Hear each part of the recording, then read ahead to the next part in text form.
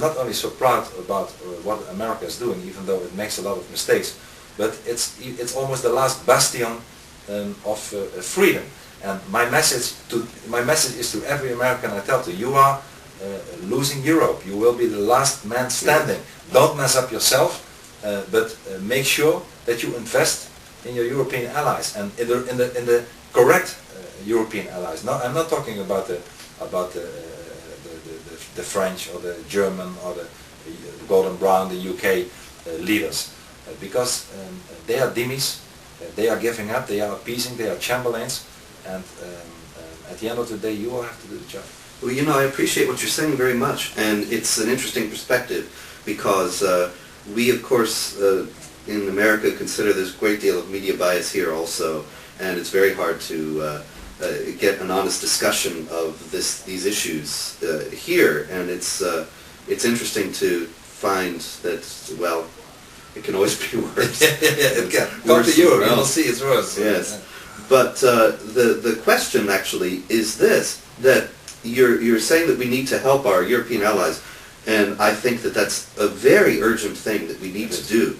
But while you see the United States fighting against jihad terrorists in Iraq and Afghanistan, at the same time, when the President of the United States says that Islam is a religion of peace, when this has been echoed by both presidential candidates, when the Secretary of State has said the same thing, and they have iftar dinners in the White House and so on, do you think that it's, I mean, I suppose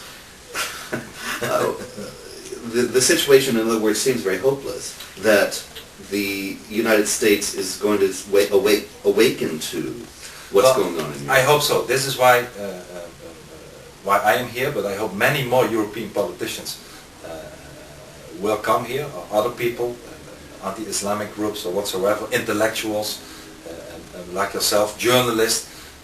We should make the public aware that on the long term, it's not in the interest of the United States themselves, it's not in the interest of the geopolitical stability and safeness if America would use Europe. It would indeed be the last man standing. And I also didn't understand the fact that the US President today at 9/12 said Islam is a religion of peace. This is a totally ununderstandable reflex of the political leader. I remember when in the streets of Amsterdam a few years ago, as you know, Mr.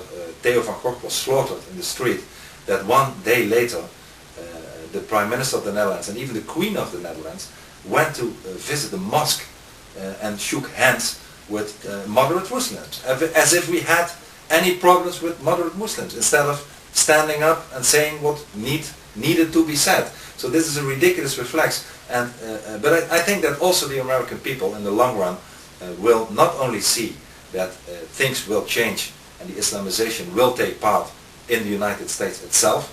I'm talking to people when I'm here this week, and I hear people saying that, did you hear that about the mosque being built there? Did you hear that about the halal food?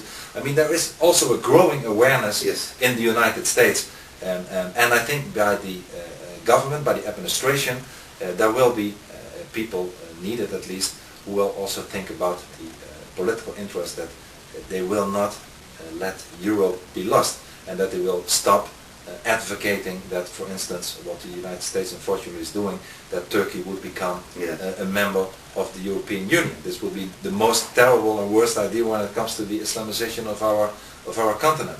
And I think that many Europeans and people like yourself from the United States should talk about it more to the public, to the leaders, and try to get the awareness and the sense of urgency. It's a matter of the sense of urgency a little bit higher. Yes, well, it seems that in both cases, in America and in Europe, there is a gap, as you mentioned before, between the elites and the people who they are purporting to govern. It is. The difference is, it's true that the numbers are different, not only demographically, but also when you look at the Netherlands. We have 16 million inhabitants. 1 million of them are Muslims. It's 1 out of 16. It's not to be compared with the United States. We got our immigration from totally different countries than you do. So the difference is there. But let me tell you that if Europe will be lost, if Israel will be lost, the United States will be the next target Yes.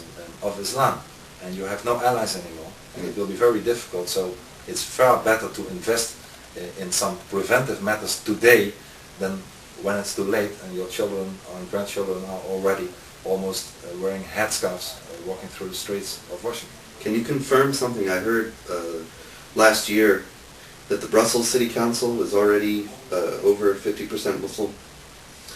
I don't know that. I'm not Belgian. I'm from the Netherlands. I don't know. Yeah, I know. I know you're not Belgian, No, okay, but I was wondering okay, if you had heard this because No, it's, I heard it's very something- high, Robert, but I don't exactly know if it's a majority already. That I don't know. Because But if it is, yeah. or if it becomes Yeah. such in other European cities, then obviously the process is much harder to reverse. It can be voted down. Exactly. And listen, when I talk about the Netherlands, our two biggest cities, major cities, Amsterdam and Rotterdam. If you look at the people under the age of 18, the younger people, already today half of it is from non-Western origin, mostly Muslim. So this will be incredible. Imagine that New York or Denver or Washington, that half of the population under the age of 18 would be Muslim. This is the future of our society. They win in demographics. They already have almost the majority now when it comes to youngsters. And they are representing as well an enormous electoral force. Why are they pampered by, in my country, by the Social Democrats? They are pampered because they represent an enormous voting force, not only because the leftish and the liberal invented the concept of the multicultural society and the cultural relativism in the 60s and the 70s, and they are not willing to admit that they make a mistake. Sometimes politicians are almost like humans, not willing to admit a mistake, but they have a big interest in it. There are those voters. We have had municipality elections in Rotterdam, where the former party of Mr. Fortuyn was very strong, where they lost the elections because of the Muslim vote. No. It's already happening So today. there it is. It is there.